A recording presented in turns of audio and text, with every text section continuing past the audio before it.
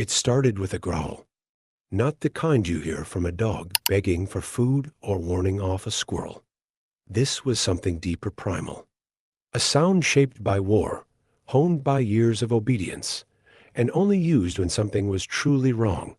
The morning in Glendale had been peaceful sunlight dancing across calf tables, clinking spoons, and the soft murmur of conversations. But at one table near the sidewalk, Michael Carter sat still, unaware of the storm that was about to erupt. Chuck, the leader, strutted with a grin that didn't reach his eyes.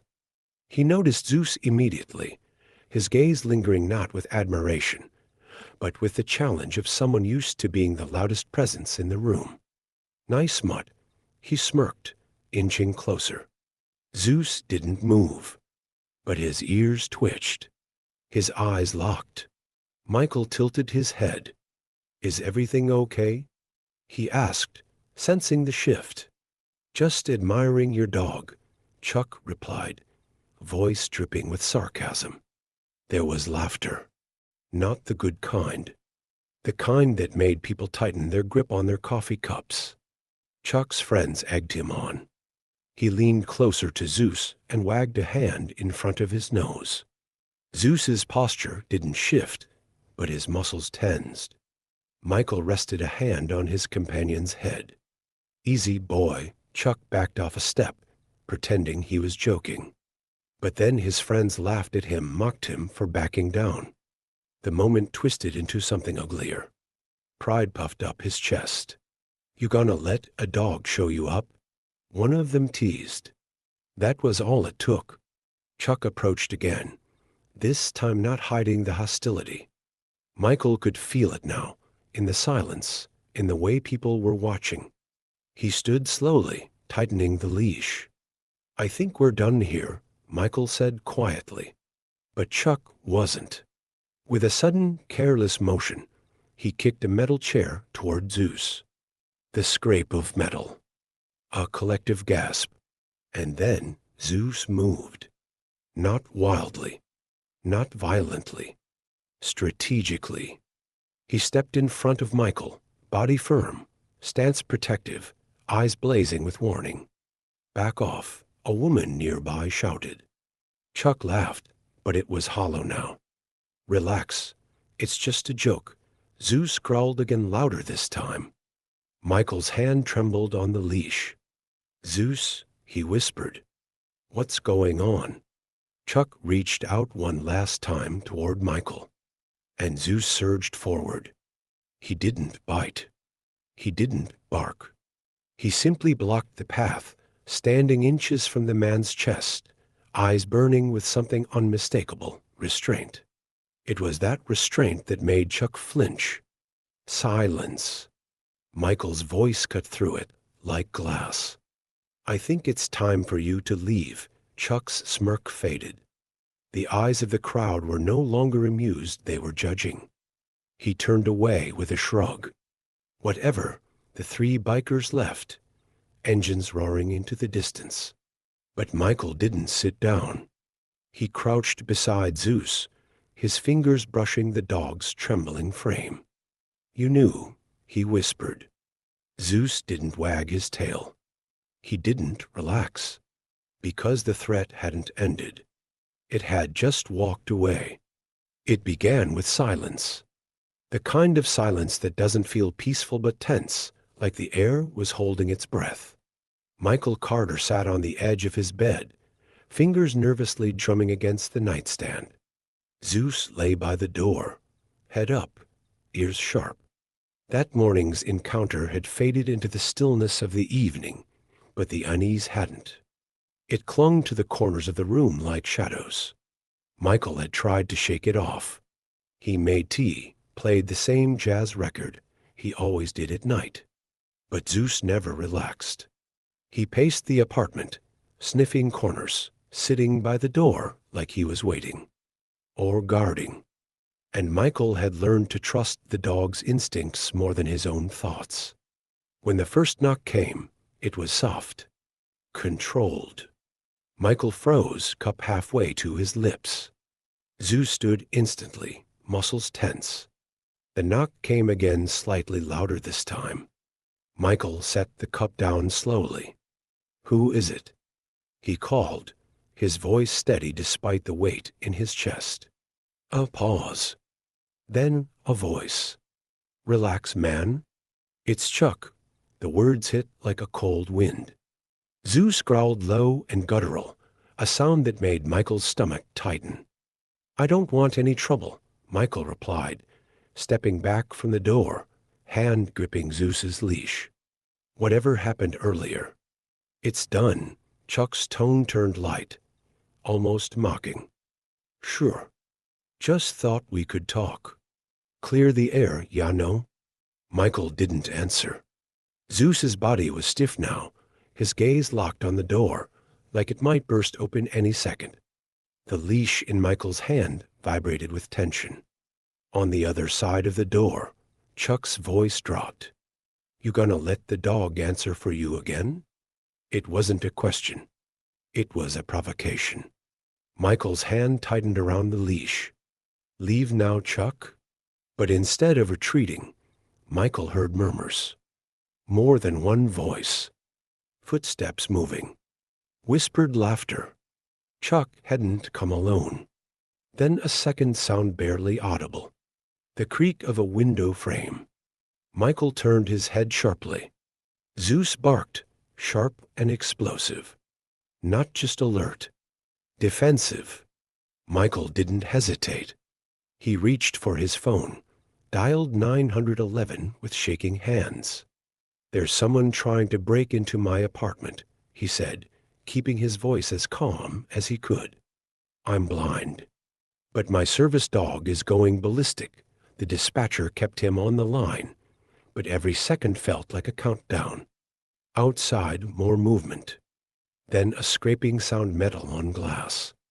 Zeus lunged toward the window, barking so loud it shook the walls. Michael backed into the corner, heart hammering. "Stay with me, boy," he whispered. And then silence.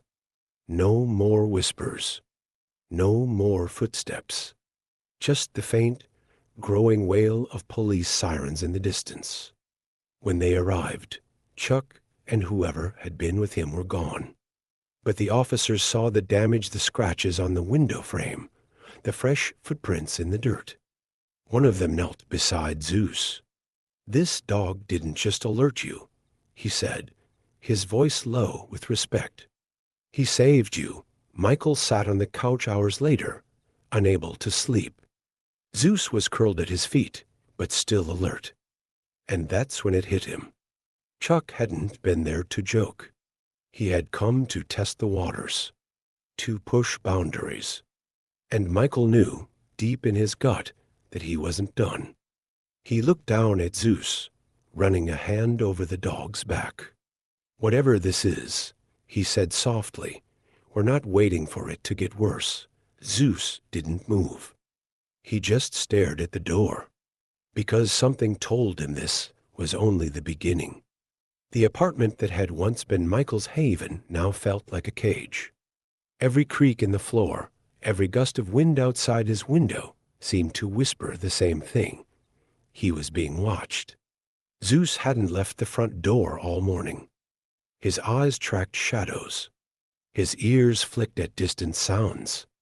And every muscle in his body stayed coiled like a spring.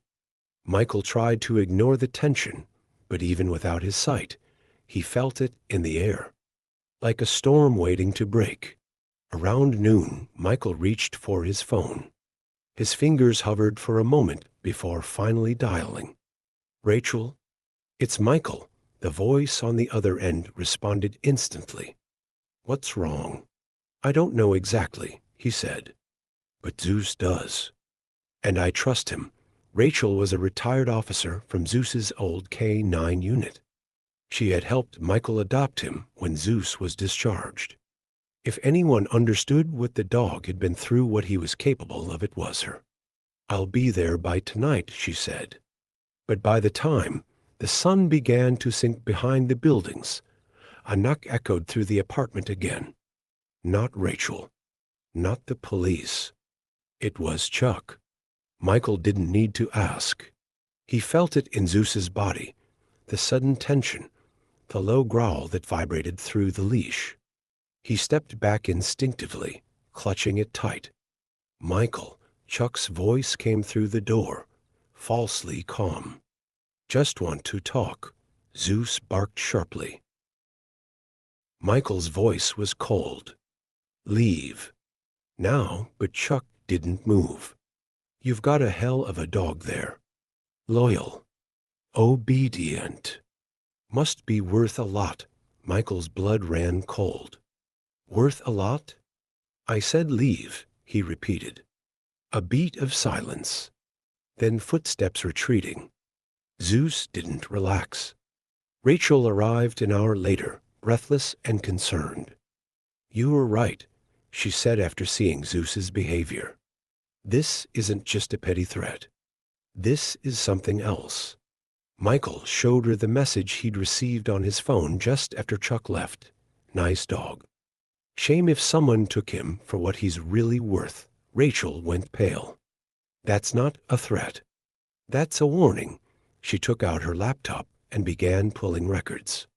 Old files. Zeus's service history. Incident reports. Then, buried deep in the archives she found it. Redacted files. One marked Retired Unit, K9Z726, Behavioral Exceptionalism. Michael sat quietly as Rachel explained. They weren't just training dogs. They were enhancing them. Sensory recognition. Predictive behavior models. Zeus wasn't just a K9. He was a prototype. Michael's hand found the top of Zeus's head. So he's not just reacting to danger, he murmured. He's sensing it. Before it happens, Rachel nodded. And people like Chuck? They know. They've found out.